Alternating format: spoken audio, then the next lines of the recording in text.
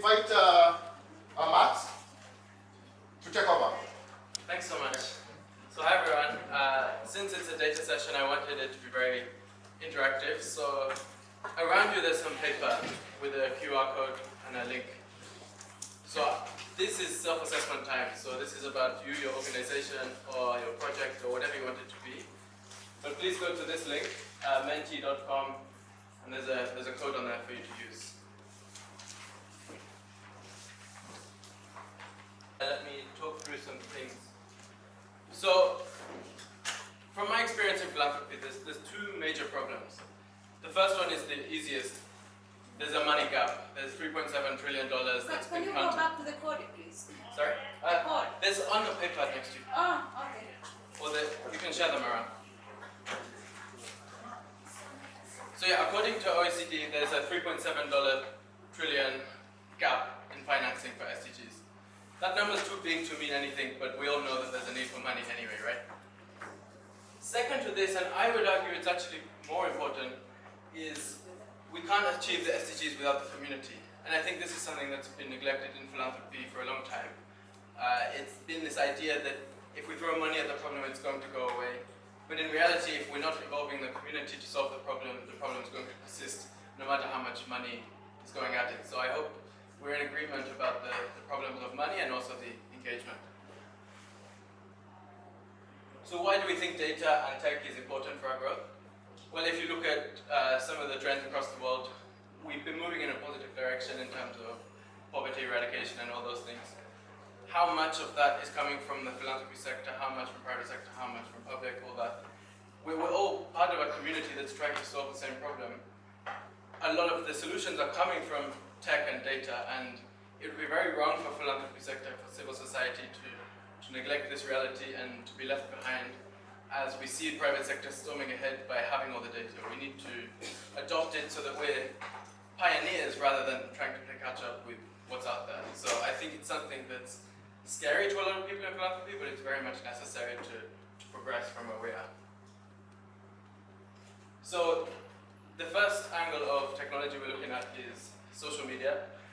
I want to hear from some of you. I've tried to break this down into traditional, where we've come from, to futuristic, where are we moving to.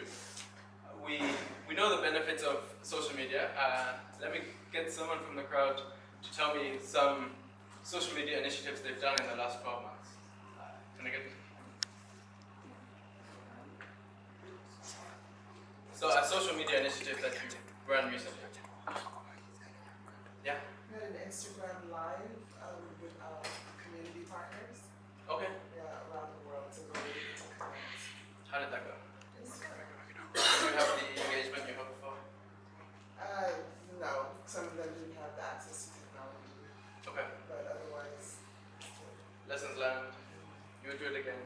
yes, try to get them access. Spend our time doing.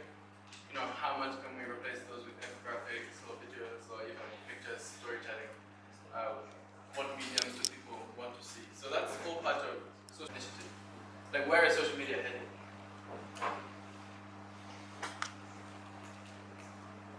I think it's fine to say, I think live videos is probably at the forefront right now. That's what's prioritized by the algorithm, so I think, that's a strong example.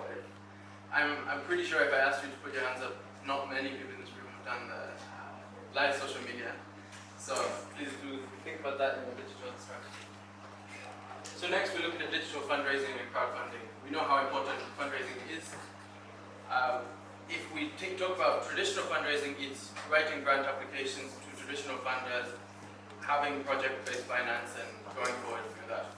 If we look at modern fundraising, there's actually scope to raise money from individuals to get individual contributions. There's less strings attached. There's a crowd that can be built over time. There's many benefits to what unlocking the crowd can look like, and unlocking fundraising through individuals, not just through institutions.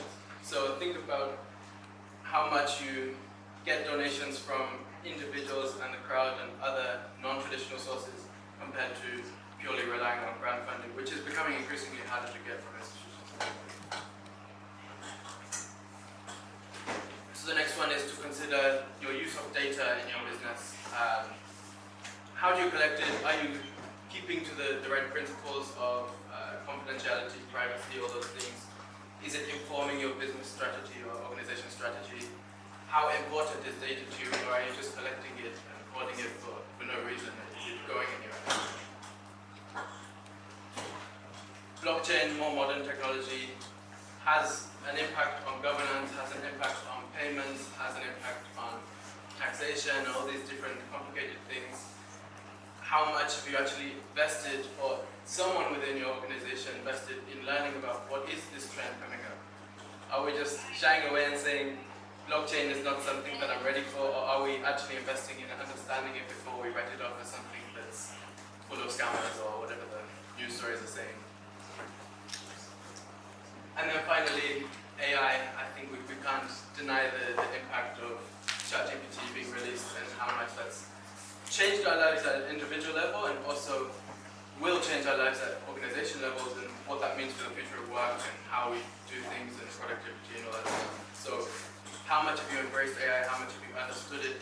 Again, to all of these questions, it's, am I afraid of this social media, this AI, or am I embracing it at least to a level of trying to understand it, to incorporate it into our future strategy?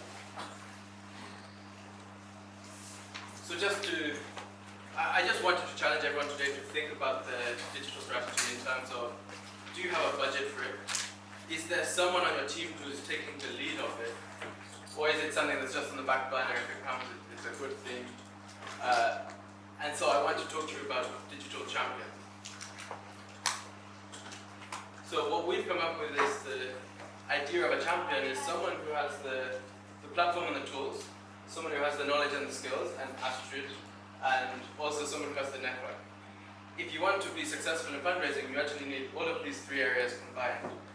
And what I found is often the decision makers in an organization are not necessarily the most tech savvy, they're not necessarily the people who are embracing this. They don't have the time to give their networks, they don't have the, what it takes to fundraise is a lot.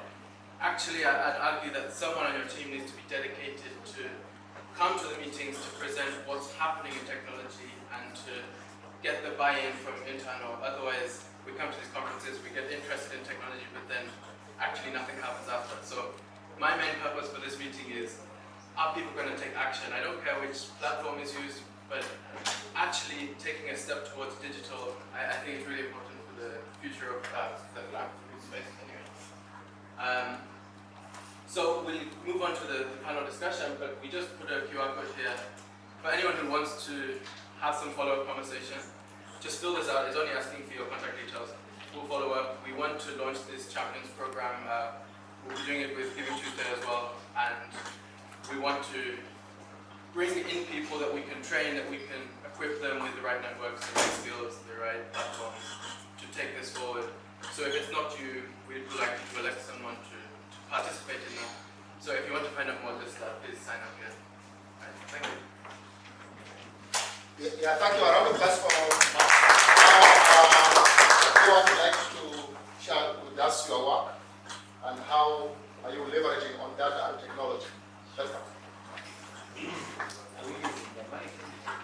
Thank you so much for the opportunity. Are you guys able to hear me? No. Can you hear now?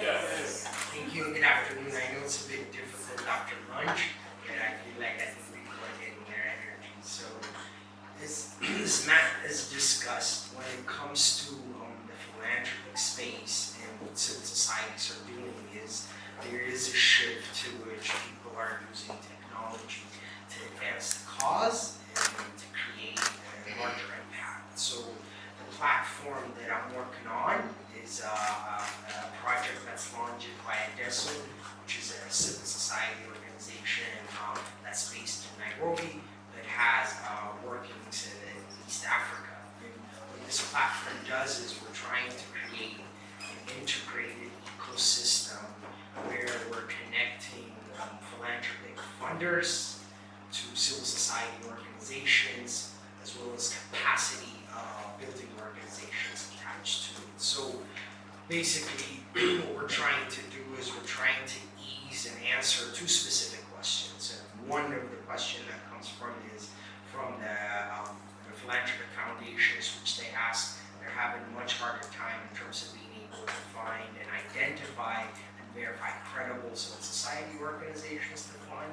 And then the second question they're asking for is, once that identification is done, do these organizations pass the compliance conundrum, which is basically what it means is that as an organization has the capacity to be able to pass certain audits based on the funder's requirements. And when it comes to the civil society side, there's always an issue when it comes to power dynamics. I think we discussed it in the bigger group as well too, where there are multiple projects that are being developed not in consultation with the local actors and majority stakeholders, but they're being based on the funder's will for. So usually what happens is you create a specific project, it gets funded, but when it comes down to what it does on the ground, that specific project doesn't create any impact. So, and I think there's these buzzwords as community driven, participation and all those kind of things, but till you address the power dynamic issue, which is when the relationship is created between the funder and the civil society organization, if it's done out of an equal footing ground, then it gives the civil society organizations a chance to follow some of the methodologies. So it's, I think, like I said, it's not an easy question to answer, but I think one of the things that technology does is it creates a space for to democratize issues, to move conversations forward, and to bring data to the front, that to even show, like one of the things that in terms of statistic is if you look at it, in the last from 2016 up to presently, there are 98% of funds that have come from philanthropic space has gone to large INGOs, which are primarily based in the global north. Only 2% of those fundings have gone to local organizations. So these are the kind of things is data brings awareness, but I think what happens is what's the next step is how do we use data and influence change? That's what it is. Thank you. Thank you. Now we want to bring in Sandra to share with us the highlights of some of the opportunities that they have been able to leverage on data and technology on moving our work forward. So welcome, Sandra. Hello everyone. How are you?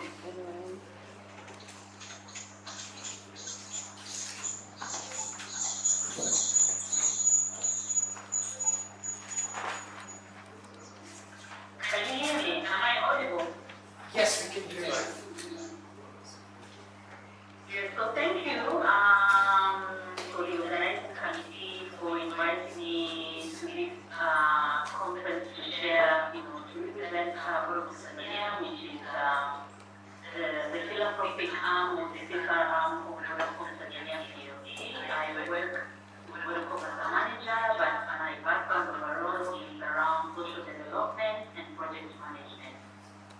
In terms of how we leverage data to inform our philanthropic intervention, for us, first of all, just to put things in context, for us, data can be referred as data analytics from the government, so their national strategies, the census, which reflects population and some of the components in terms of the overall country performance, but also our own mobile phone analytics, as we are a mobile phone company, we are a mobile technology company, and we also do our own survey. So basically that's how we those components really where we invest our social impact. In terms of specific examples, we have quite a number of programs that we've done over the past and currently. For example, we have the MAMA, which is a critical life-saving emergency transportation system that targets that we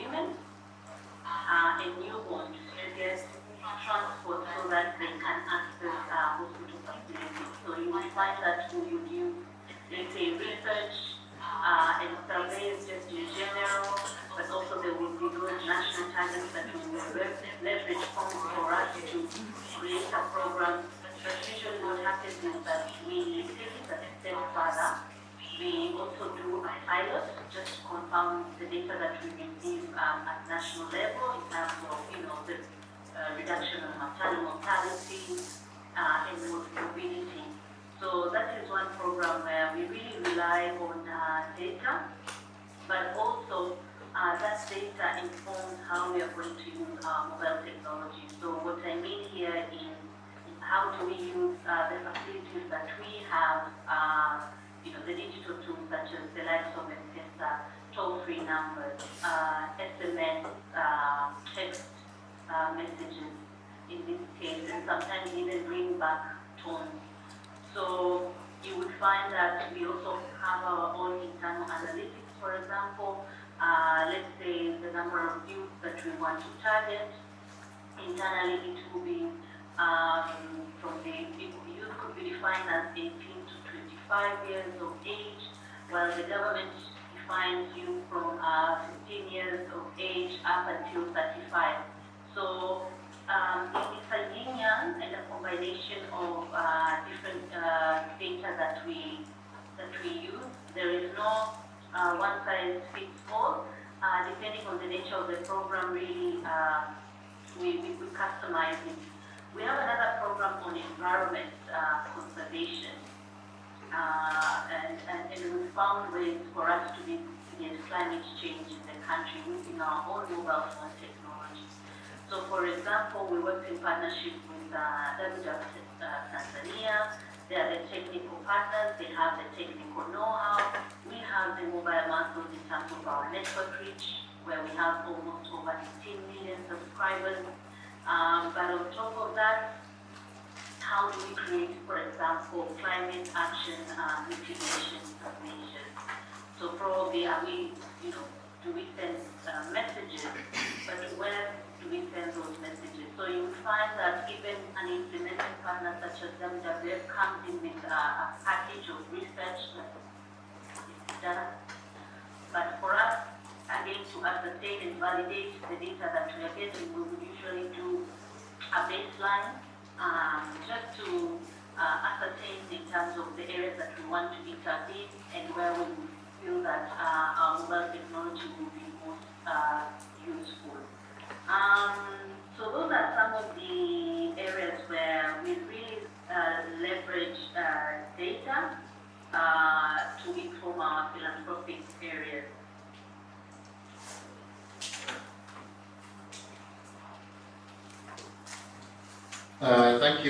Thank you, Sandra, for highlighting that. Now, hello, Sandra. Yeah, thank you for highlighting that. Now we want to open up. We say that we'll give our panelists a very short period of time so that they can share with us, and then we open to the plenary so that we have there are many of us to be able to share inputs because we understand about data and technology and we are using a lot of this. So we said to open up and we want to start. Yes. I have a question. I really like your presentation because I've been, my name is Jamila Maranja. I work with Smart Girls Uganda. I've been struggling with trying to develop Facebook. First of all, Facebook is blocked in Uganda. That's already a challenge. And then when it gets to this posting and really trying to promote, keeping engaging. So, but sending me reports, somehow they feel unbelievable. I don't know how you can explain, like for example, Instagram, and then the social media person is telling you the report. Now this post inside was reached by 78 followers, and the ones who, so sometimes it feels unreal and it does not. Sometimes you feel it takes forever to yield the results.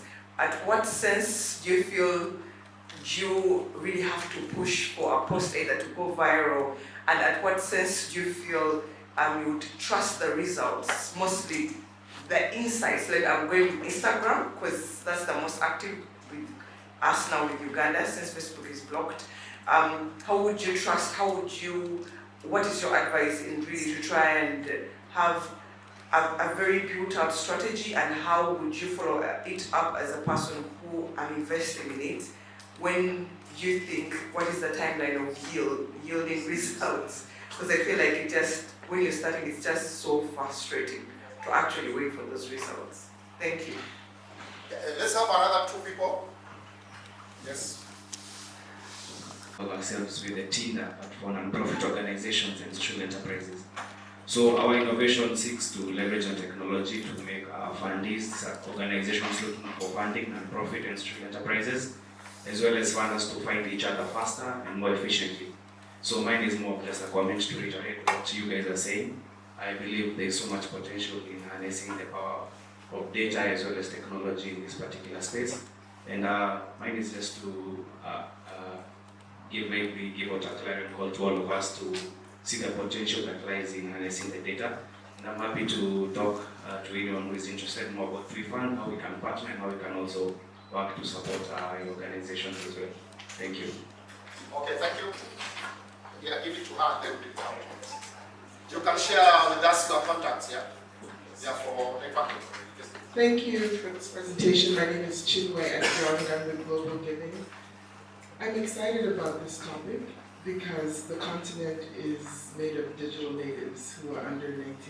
But I'm also concerned because the basic infrastructure that will be needed for Africa's youth to really benefit from this is still not there.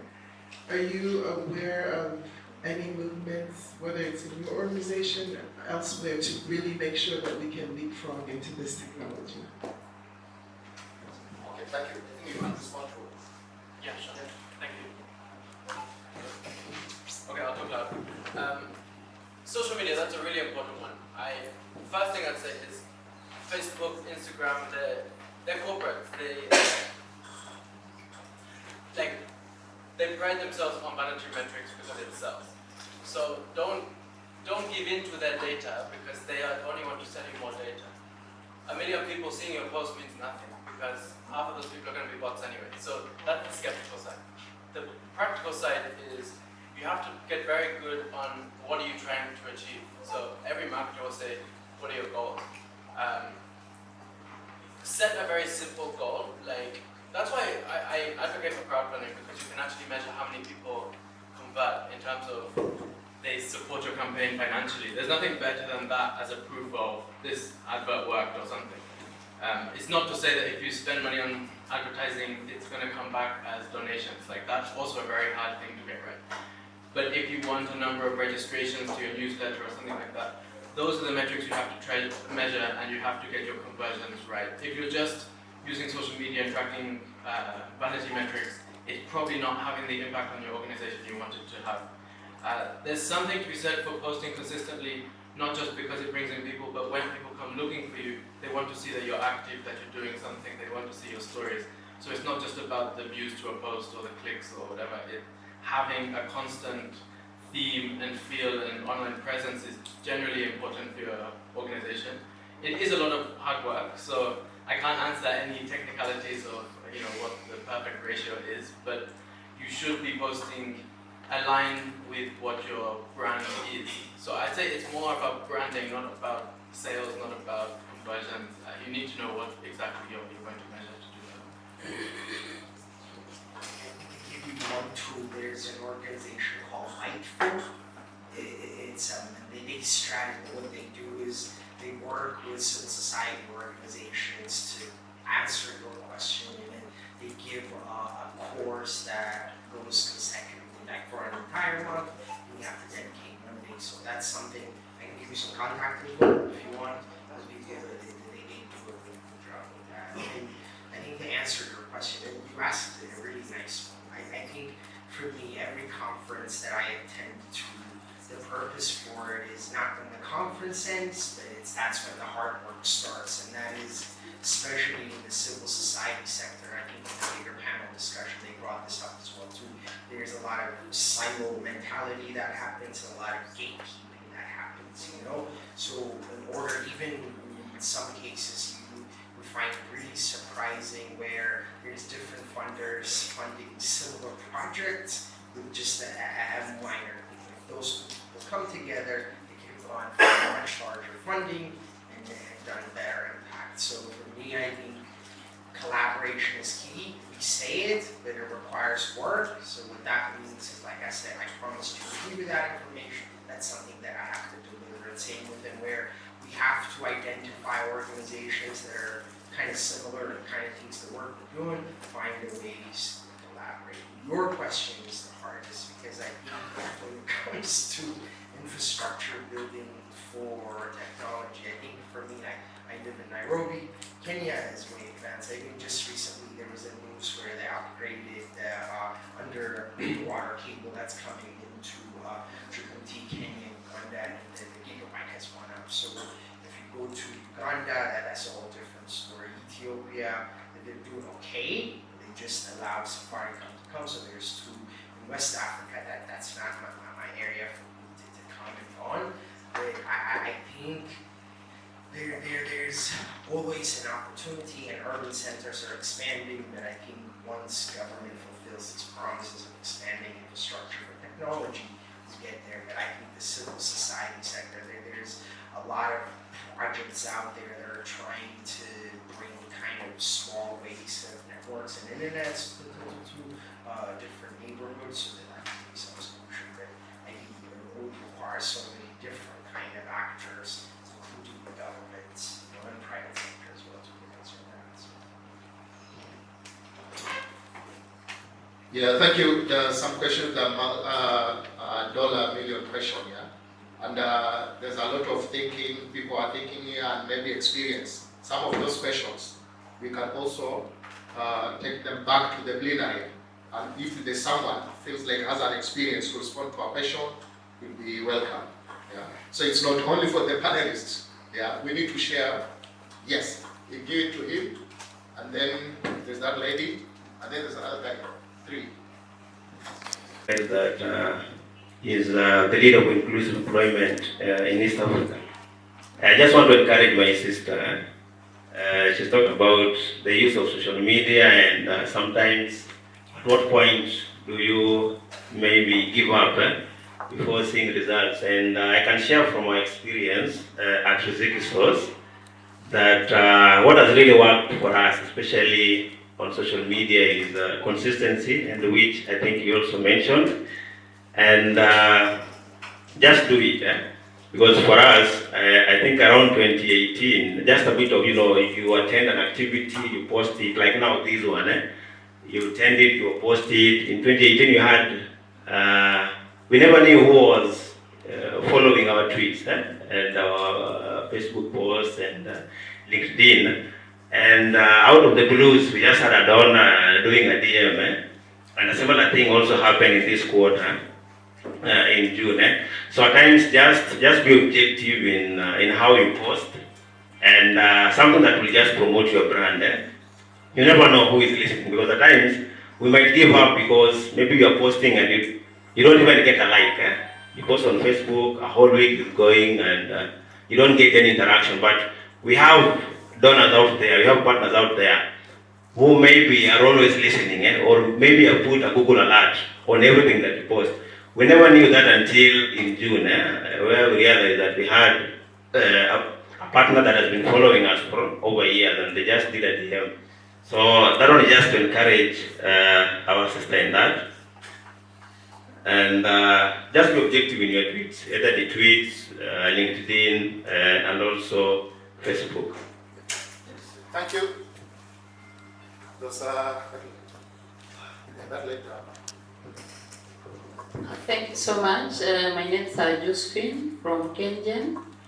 I want to share something that has helped so that we can also help others, especially in the field of entrepreneurship, where social media it has helped in my part in another organization, not in Kenya.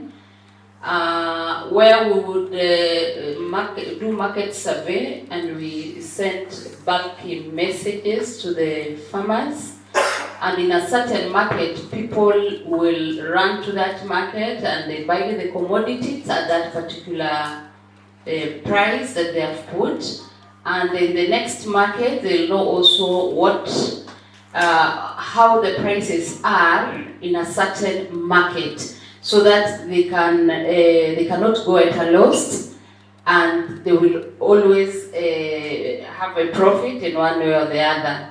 So to us, social media has helped to make profit for lower income generating activity earners. So I would urge us and my sister also to continue. You never know. We will help in one way or the other in promoting your work or promoting those people that we are talking about, so that they can also make decisions in their market and in their area of operation. Thank you.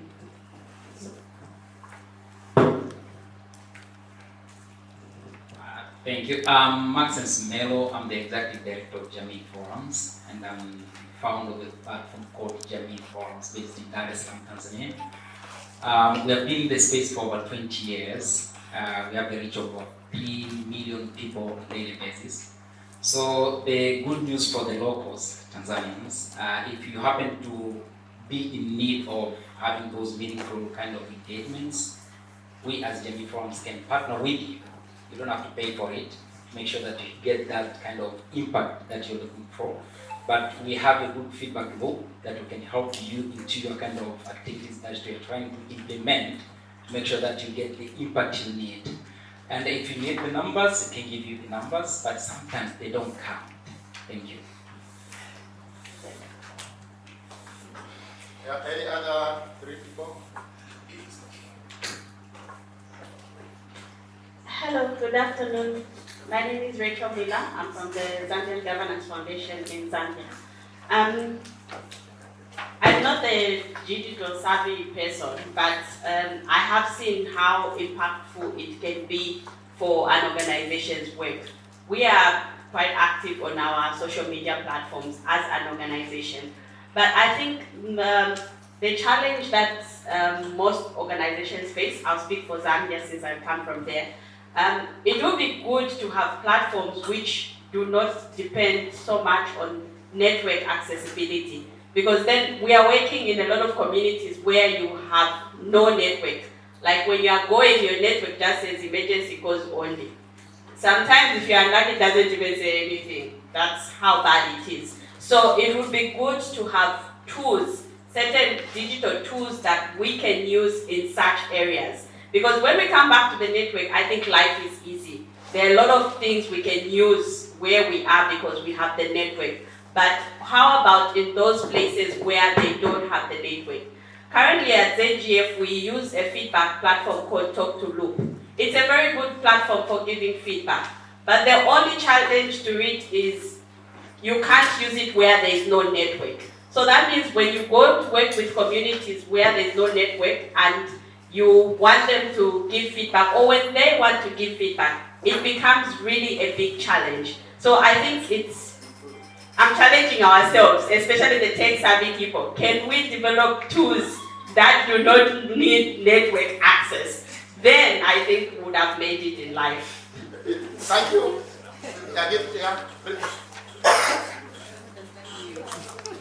Because they've done lots of research around behavioral aspects of individual givers and how that translates to digital engagement. And one thing that has always been clear is that the digital world in no way replaces offline activities. And most campaigns, especially fundraising campaigns that have been successful, it's because they tag along activities outside virtual activities. So also thinking about moments that you can leverage when other people are talking about a cause that you support. Yeah, Giving Tuesday is one of them, but there are many other moments that are really helpful in helping you amplify your campaigns. An example will be championing your campaign on Wildlife Day, or doing something on Wildlife Day. When everyone else is talking about the same cause as you are, it amplifies it so much better. So having your social media team map out days or moments that are peak for the causes that you support are really incredible. And as Matt mentioned, the element of having champions or anchoring some of your courses or messaging online to people who are influential, and influential I don't mean celebrities and all, but people who hold some level of social capital to the communities that you're working with is really instrumental. So happy to say that Mchanga and Giving Tuesday and the East Africa Philanthropy Network, being the Giving Tuesday leader or ambassador in East Africa, have these opportunities to support in terms of your social media, designing your social media engagements and strategies. So please look out for any resources coming from us, and do sign up if you would like to connect with us further. Thanks.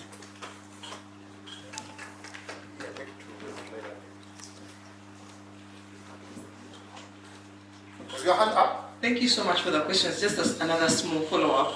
With after setting up the tools, I'm really interested in the intentions we actually really want to use social media, and the young girls that we actually engage are really most from exactly what the lady talked about, are from communities where they can't access internet. Is there a way of, what advice would you give connecting the people who can't access social media to engage with you on your social media platforms? Is that something that is already, that you know of in the loop line, that if I post something that somehow I could help my community that I empower to also engage and give feedback to the people who actually have access to that network? Thank you.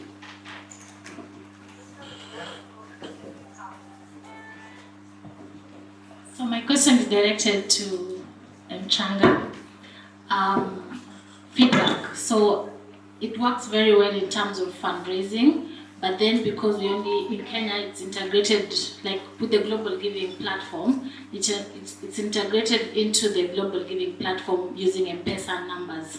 So what happens is that we're able to send feedback every 3 months to those who give us their email address, because of the guys who paid using their cards. But then if you've paid using M-Pesa, we only have your number. When we definitely send the email, send them the request to ask for the numbers for us to give them updates, but somehow people are not very responsive on that form. But then when you're quiet, they would ask, they would be like, oh, what's going on? So is there plans for Mchanga to integrate a way where someone can still fill in their email address, especially if they want to receive updates? Because we would like to, we've from our own internal research, we get return donations from the clients who have their emails more than the clients who just have their numbers.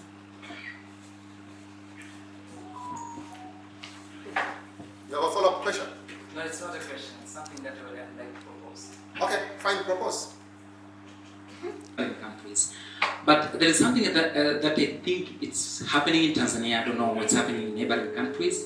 Instead of thinking of how do we serve the offline community, let's think of how do we bring the offline community online. And there are solutions out there.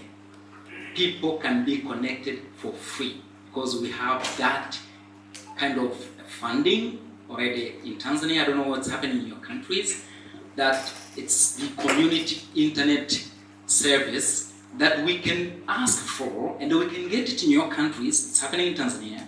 And then, you know what, the offline community comes online, but we build the capacity to them. And I believe our organizations in our countries can innovate around to make sure that those people are coming online, but they are remaining safe when they come online. Thank you. Yeah. Thank you. I think I'll take your contacts, yeah?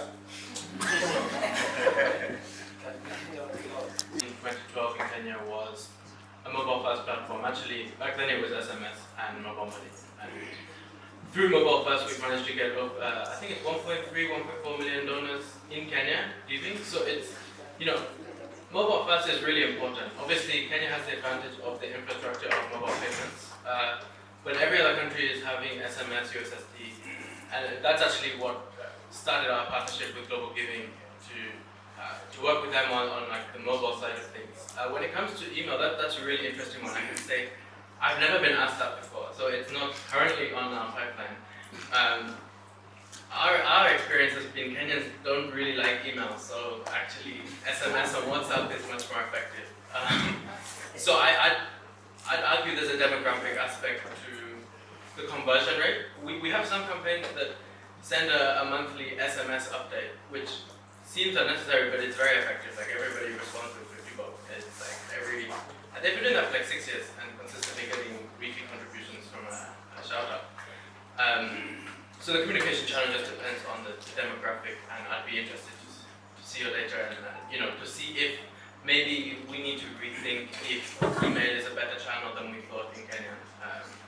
So that's one thing.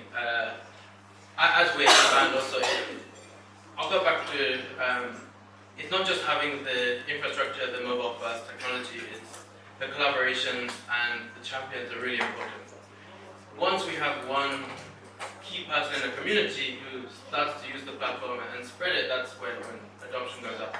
If we expect investor money, donor money, other players to come into the space and support what we need, we need adoption, we need usage. So that starts with education, that starts with civil society, introducing new technologies. So unless we start somewhere, we're not going to progress. So for the countries that don't have crowdfunding platforms, at least use social media and try to start collecting payments, even if it's cash-based. Got to get started somewhere. I'd say that momentum is what we need to build. A lot of what's attracted momentum to Nairobi is just that it got started early with mobile money, so a lot of interest came in. That's not to say it's one of a kind. That success story can happen anywhere. It just needs to build up, and I think we're part of that story in introducing offline communities, because once they're online, people start to pay attention to them and start to build for them. So we need to build wider, more inclusive economies through technology anyway. So I think that's a shared responsibility of all of us. And I'll just conclude again, collaboration. We're just one platform. There's not much we can do on our own. If nobody's using us, there's no point in us existing. We can't sustain ourselves.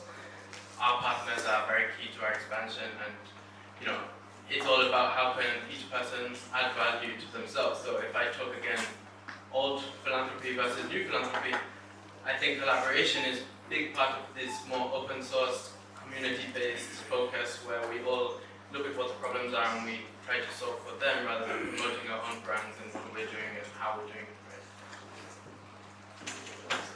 I'm curious, do your platforms respond to the space that is payroll giving?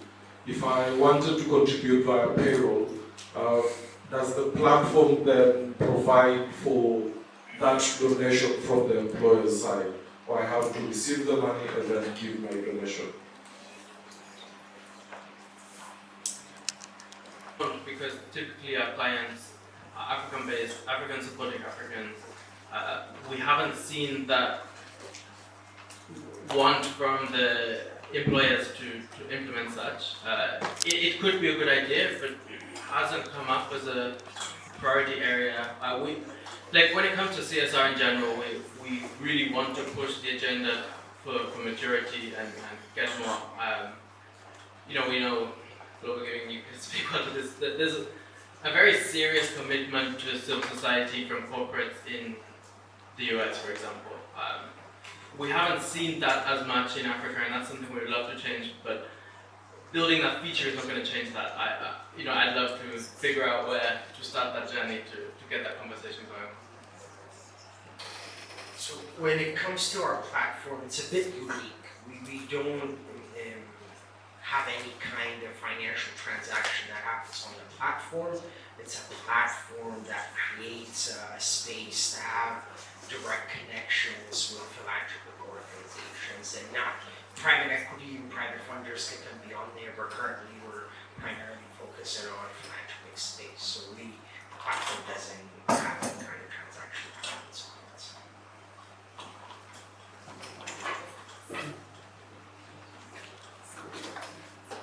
Any other would like to share or ask a question?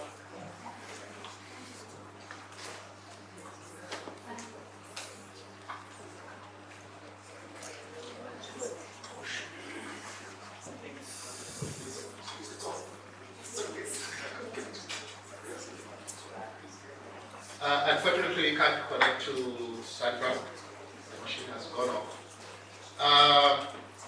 There are many opportunities with data and technology.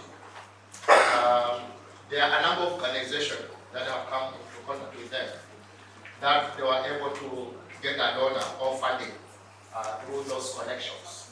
Yeah, by connecting and find someone is interested. Say, I'm interested with your work. How can we work together? By following up. So it's a very important area that we need to invest and put a lot of emphasis. Like nowadays, we find that we work with the gadgets, libraries. We find someone with a smartphone, But how we use our phones, it's for selfie. Yeah, where we can make a lot of use in terms of philanthropy using our gadgets. We work with them most of the time. So our session was basically very simple, and we thought, most of us, we know some of these things, but also there are certain challenges like some of those hard innovations with infrastructure, difficulties with where we are coming from our countries, the policies, the government putting some barriers to operate on certain platforms. Those are really challenges, and I don't think if we can solve them through the platforms. It requires a policy mechanism to address those things. Yeah, I think with that regard, unless there's something else, we are ready to say